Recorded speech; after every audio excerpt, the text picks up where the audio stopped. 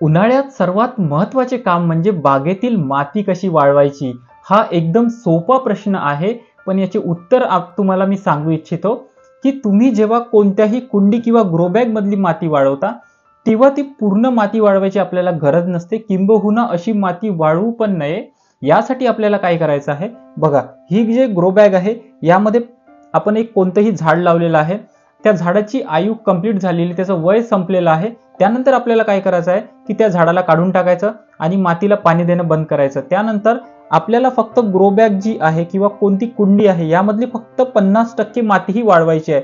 तर आपल्याला काय करायचं, बघा, ही जी पूर्ण ग्रो बॅग आहे, यामध्ये पूर्ण माती भरून आहे. यामधली फक्त वरचा एवढा थर म्हणजे अर्धी ग्रो बॅगची माती वर काढून घ्यायची आणि ते माती पूर्ण वाळवायची आहे आपल्याला, पूर्ण सूर्याच्या किरणामध्ये.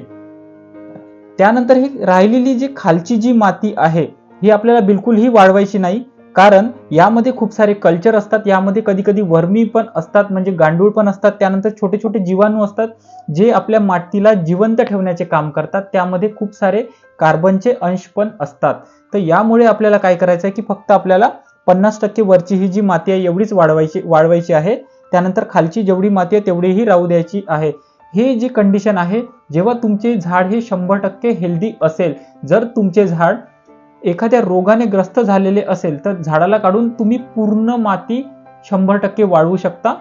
पूर्ण माती ग्रो बॅगची तुम्ही जमिनीवर टाकून सपाट करून त्याला 100% वाळवून मग ती माती तुम्ही वाळू शकता. आणि 50% जी माती तुम्ही वाळवली आहे, त्यानंतर राहिलेली जी 50% माती आहे, यामध्ये थोडंसं पाणी घालून किंवा सावलीत ठेवून त्यामध्ये मॉइश्चर मेंटेन करून त्यामधलं कल्चर तुम्ही जिवंत करू शकता.